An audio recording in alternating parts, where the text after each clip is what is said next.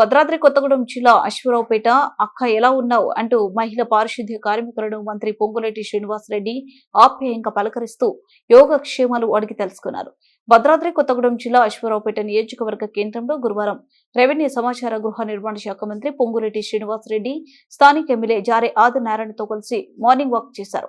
Ring road centre నుంచి police station bus stand Shri కళ్యాణ మండపం వరకు నడుస్తూ ప్రజలను పలకరిస్తూ మున్సిపాలిటీలో సమస్యలపై ఆరా తీశారు. సెంట్రల్ లైటింగ్, రోడ్డు విస్తరణ పనుల్లో జాప్యంపై ఆర్ఎండ్బి శాఖ అధికారులను వివరణ కోరారు. అనంతరం దొంతికుంట చెరువును పరిశీలించారు. ఈ సందర్భంగా మంత్రి పొంగులేటి మాట్లాడుతూ కాంగ్రెస్ ప్రభుత్వం అధికారంలోకి వచ్చిన తర్వాత స్థానికులు ఆకాంక్ష మేరకు తెలంగాణ సరిహద్దుల్లోని అశ్వరావుపేట నియోజకవర్గ కేంద్రాన్ని మున్సిపాలిటీగా ఏర్పాటు చేశామన్నారు. ఏజెన్సీ ప్రాంతమైన అశ్వరావుపేటను మెరుగైన మౌలిక వసతులతో పాటు సుందరీకరించాలని ప్రభుత్వం చర్యలు చేపట్టింది. దొంతికుంట చెరువుకు డ్రైనేజీల ద్వారా వచ్చే నీరును శుద్ధి చేసే విధంగా ప్రణాళికలు ఉన్నాయన్నారు. కాన్స్టిట్యున్సీ హెడ్ క్వార్టర్ ని ఈ ప్రభుత్వం మౌలిక వసతులతో పాటు ఈ పట్టణాన్ని సుందరీకరణ చేయాలనే ఆలోచన ఈ ప్రభుత్వానికి ఉంది.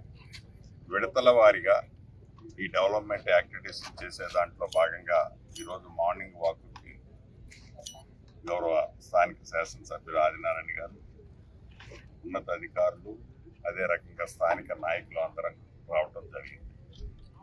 ఏవైతే ఈ అశ్వరావుపేటను ఆనుకొని ఉన్న సుమారు 25-26 ఎకరాల్లో ఒక లేక్ ఉంది.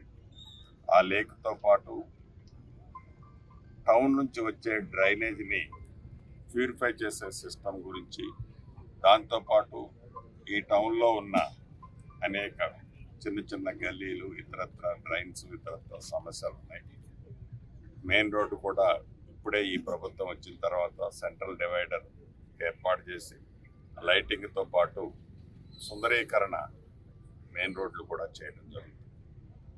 వీటితో పాటు ఈ లేక్ ఏదైతే ఆనుకొని ఉందో దాన్ని కూడా చుట్టూ మినిమం 8 మీటర్స్తో ఒక రింగ్ బండిని ఫామ్ చేసి, ఏదైతే బండిని స్ట్రెంగ్తన్ చేసి దాని మీద జస్ట్ 300-250 మీటర్స్ దూరంలో ఉన్న, టౌన్కి దూరంలో ఉన్న ఈ లేక్ని సాయంత్రం పూట పిల్లలతో కుటుంబ సభ్యులందరూ కలిసి వచ్చి ఈ బండి మీద వారు వాకింగ్ లాగా ఇతరత్ర చేసుకునే సౌలభ్యాలని ఏర్పాటు చేయాలని, దానికి తగ్గ ఎస్టిమేట్లు ప్రిపేర్ చేయాలని అధికారులకు ఒకటే ఆదేశించడం జరిగింది.